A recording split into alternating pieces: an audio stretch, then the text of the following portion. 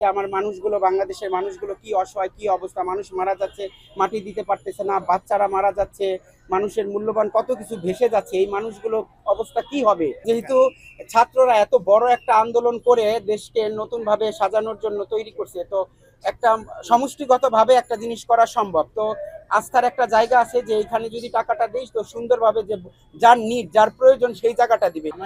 আমার নিজের কাছে আমার নিজের কাছে খুবই গর্ববোধ হচ্ছে এই কারণে যে আমাদের হিজড়া কমিউনিটির মানুষও এই বাংলাদেশের এই প্রান্তিকালে এই বন্যা কবলিত মানুষের পাশে এসে আমরা দাঁড়াতে পেরে নিজেকে গর্ববোধ করছি। যদিও সামান্য আমরা সম্মিলিতভাবে যে যতটুকু পারছি, একটা টাকা 50,000 টাকার মতো আমরা অ্যারেঞ্জ করছি। সেই টাকাটা আজকে আমরা এখানে জমা দিলাম বন্যা কবলিত মানুষের সহযোগিতার জন্য। কারণ যেহেতু আমরা জন্মসূত্রে মানুষ, মানুষ হিসেবে কিছু নৈতিক দায়িত্ব থাকে। তো আমারও কিছু দায়িত্ব আছে, যেহেতু আমি এই দেশের নাগরিক, আর মানুষ হিসেবেও আমার কিছু দায়িত্ব।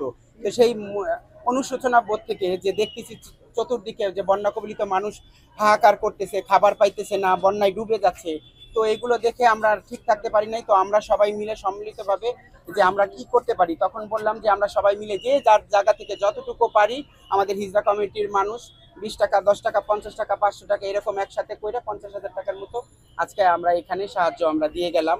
এটা আমাদের মনে অনেক তৃপ্তি লাগতেছে যে আমরা এই মানুষের পাশে দাঁড়াতে পারছি। আমরাও বলতে পারবো যে নাগরিক হিসেবে যে আমাদের দায়িত্ব, সেই দায়িত্বটা পালন করছি।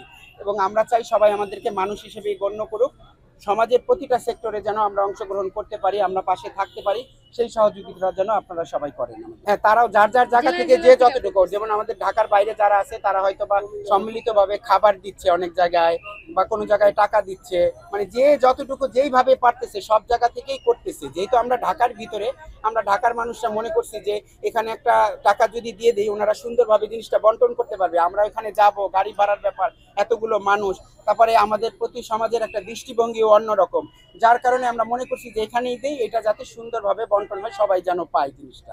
যেহেতু ছাত্ররা এত বড় একটা আন্দোলন করে দেশকে নতুন ভাবে সাজানোর জন্য তৈরি করছে, তো একটা সমষ্টিগতভাবে একটা জিনিস করা সম্ভব। তো আস্থার একটা জায়গা আছে যে এখানে যদি টাকাটা দিই তো সুন্দরভাবে, যে যার নিড, যার প্রয়োজন সেই জায়গাটা দিবে।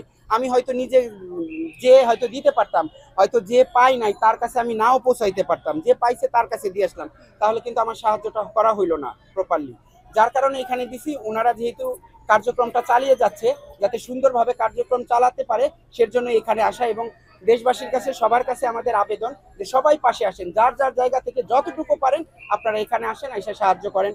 কেউ যদি ওইখানে যেয়ে করতে চায় সেটাও করতে পারে। আমার কাছে যদি বন্যা কবলিত কথা ভাবি তখন খুব কষ্ট লাগতেছে যে আমার মানুষগুলো, বাংলাদেশের মানুষগুলো কি অসহায়, কি অবস্থা, মানুষ মারা যাচ্ছে, মাটি দিতে পারতেছে না, বাচ্চারা মারা যাচ্ছে, মানুষের মূল্যবান কত কিছু ভেসে যাচ্ছে। এই মানুষগুলো অবস্থা কি হবে সামনে, সেটাও ভাবি। আবার একটা জিনিস ভাল লাগতেছে যে বাংলাদেশের মানুষ সবাই যে এক, সবাই একটা সুন্দর বাংলাদেশ গড়ার জন্য যে একতাবদ্ধ হয়েছে, এখানে আসলে টিএসসিতে আসলে সেটা দেখা যাচ্ছে। এটা দেখেও আমার খুব ভালো লাগতেছে। এবং সর্বস্তরের মানুষ এখানে আসছে, এখানে সর্বশ্রেণীর নারী পুরুষ ছোট বড় সবাই আছে, সবাই সম্মিলিতভাবে কাজ করতেছে। তাহলে এটা দেখেও মানুষের একটা আত্মতৃপ্তি যে না, মানুষগুলো সবাই কাজ করতেছে, আমারও করা দরকার। বা এখানে এই জিনিসগুলো দেখলে তার ভিতরে ভালো লাগবে যে দেখেন যে প্রতিটা মানুষ, প্রতি সেক্টর থেকে মানুষজন চলে আসছে এখানে সাহায্য করার জন্য।